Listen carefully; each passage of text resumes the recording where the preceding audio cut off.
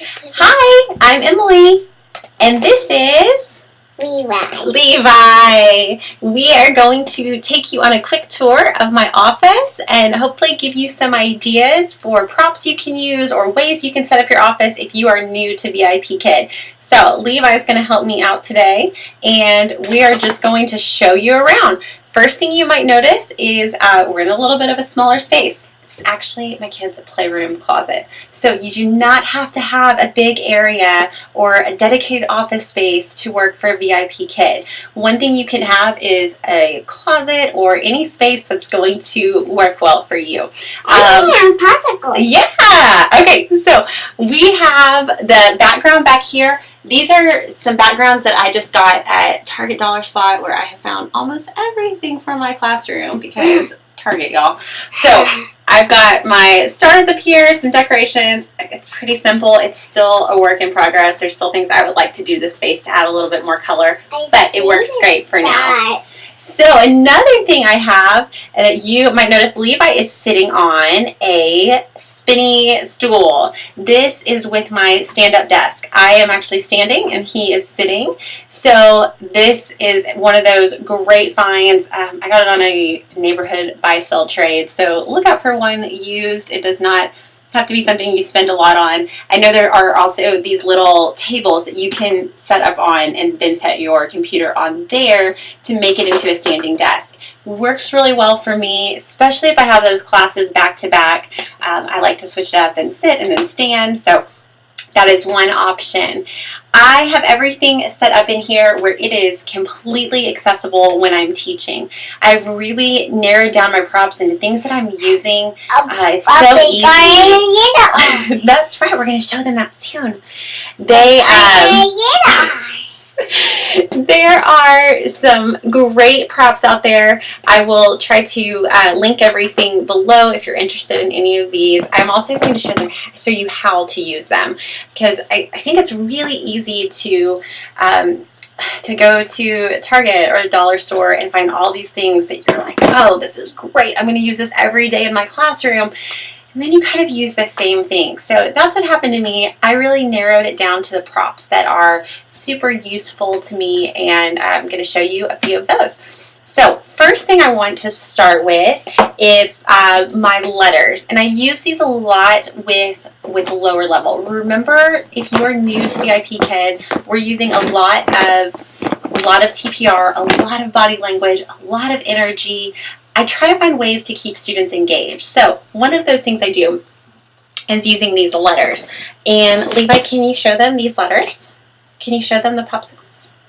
Oh, okay, so these are our popsicle letters. This was another great idea from another VIPKid teacher. So I love how we share ideas, and I use these all the time. They're so great. They break apart, big letter, small letter. If you're new to VIPKid, we typically will say small instead of little.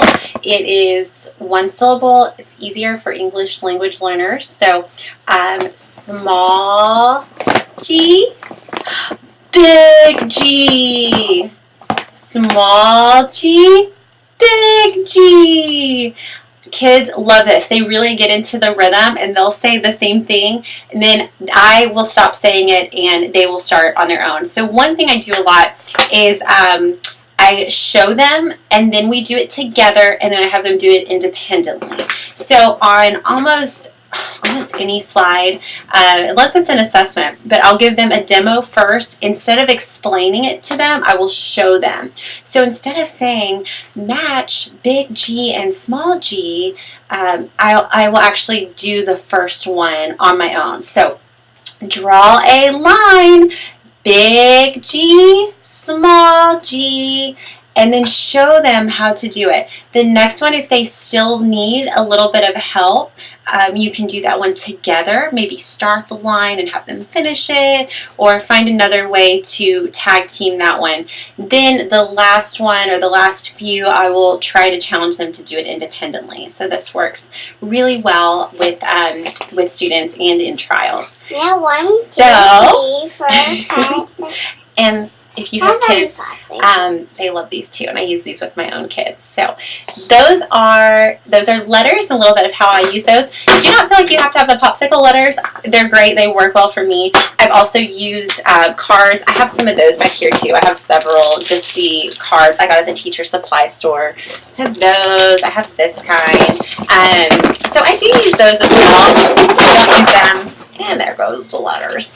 All right, next thing. Levi, will you show them this one? What is this? What's on there? Ice cream. Ice cream! Okay, so next thing I want to talk about are my reward systems. There are so many different ways to do reward systems. This one is another one of those Target finds. It works really well. I do one ice cream scoop is 1 star, and we put those on there. That one works really well. I also have one that I use for my trial and my mock classes, and I still use it a lot. It's just a really easy one. It's simple, and it's on my whiteboard that I'm using constantly anyway. So it's the monkey with bananas. What does the monkey eat? Bananas. That's right. You want to put them on there? All right, so the monkey and bananas, and we just have the bananas we put on and add a star. I do add the stars as I'm going, so if I reward them a banana or a scoop of ice cream, I add the star right away. I personally always give 5 stars. I want this to be a positive experience for kids, even if they're a little bit challenging in the classroom. I try to find things to reward them, even if it's small, just to reinforce that positive behavior. And I want them to love this and have fun with it. So I know teachers have a different thoughts on that, but personally for me, I always do 5 stars. I've just I found that it really is helpful in encouraging students. Okay, other rewards I use. I have the felt money. This works great with older kids. I'll use these for my upper level students. I will also use stars. Some kids just really respond well to the stars. They don't care about the secondary reward as much, so I will just use a visual star and award them that star and then give it to them. Another thing that I use for rewards, I have a few others. I have a racetrack one that works well. You can come up with anything that works for you. Where are the cars that go on here? That is a good question. There are cars that go on here, which we will need to find. You know what? I think they're in here. So that works really well. Another thing I use sometimes is I have this book with the 5 little monkeys, and we'll put all the monkeys jumping on the bed. So those are some ideas for reward system. I know some people still use the tooth that they used in the trial and the mock class, and that works great too. So all different ways that you can do your reward system. Another prop that I use a lot is this guy. Hello. He was another another Amazon find. This works really great with younger students, and sometimes I'll actually start my lesson with having him all the way at the camera, and then go back and start the lesson. And hello, how are you? And just start with something silly, something fun. I find that, in this job, we get to be silly. We get to have fun, especially with those younger kids. It works so well to bring them into the lesson and get them excited about learning. So another thing that I use, this is a great tip if you have students who might wander off or be a little bit distracted, especially those younger students, is this one. So this works great. Hello. Hello. Hello. So this is just a squeaky nose. I will use it a lot with my younger students to kind of just bring them back into the lesson. So that works really well. I also have some other puppets that I use. I have my little my doll that I will use sometimes to talk about she. And then I have another boy one. He, them, we. So whatever it is with those pronouns, I try to make it visual for them. And then, what else do I have in here? Oh, I use these. These are really specific to the unit that deals with geometric shapes. So I do have some of those that I use. be visual. Well, there you go. And I also have bubbles in here. What are these? Levi, what are these? Okay, bubbles, and I'll have the students sometimes pop the bubble. So that works really well. Anytime you can engage them through the camera, so pop the bubble, pop, and make it just a really fun thing for them. I also do a lot of high fives. If you have students who you are rewarding with a star, high five. Really fun for them, and I get a lot of smiles with that. So that is another fun one to do. And I got these. I honestly have not used them yet. I just remember that they're back here. So I'm going to start using these. I picked these up at Target, but they're not something that I reach for, although they're pretty cool. I think I may start using them more. But numbers and animals, these are great if you have time to extend. And I think when I bought them, that was my thought, is I'm going to use these for extending the lesson if you have students who are quick finishers. So, other things I have in here. More silly. Are we being silly?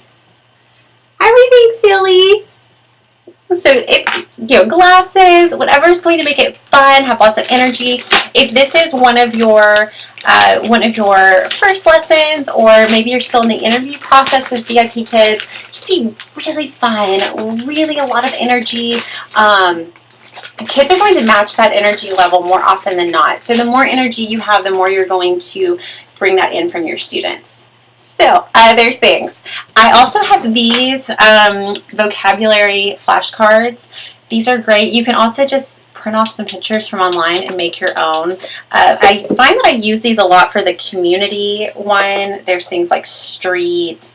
I will also, another thing, if you have time at the end, I will time students and see how fast they can name all the animals or go through different ones, and they have a lot of fun with that. So that's another idea for extending your lessons, or using these in your lessons if you have some of that vocabulary. There's quite a few in here, so I have used this quite a bit.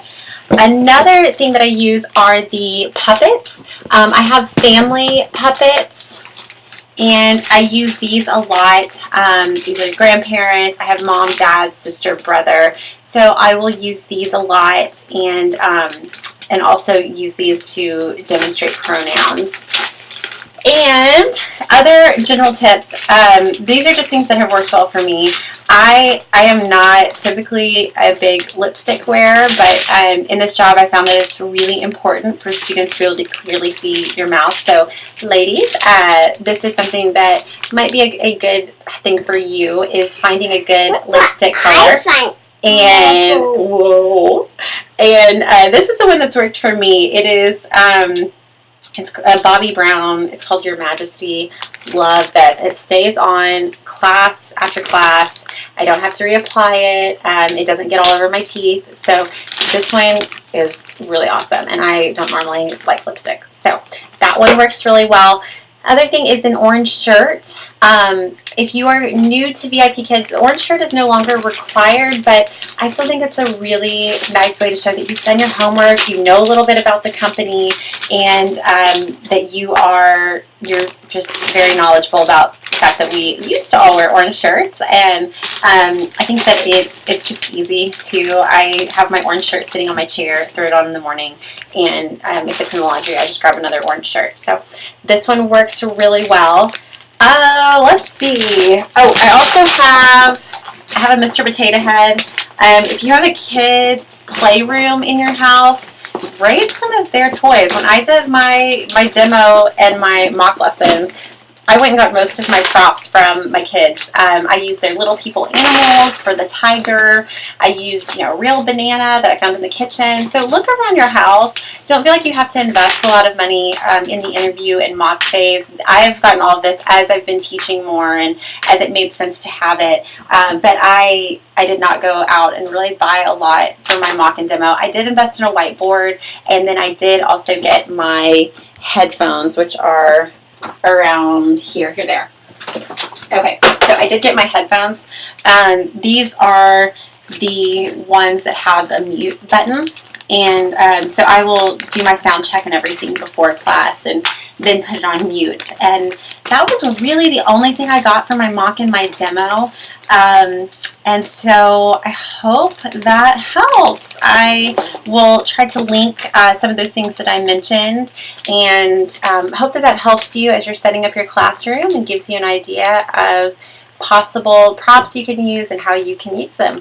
All right, see you later. Can you say bye? Bye-bye.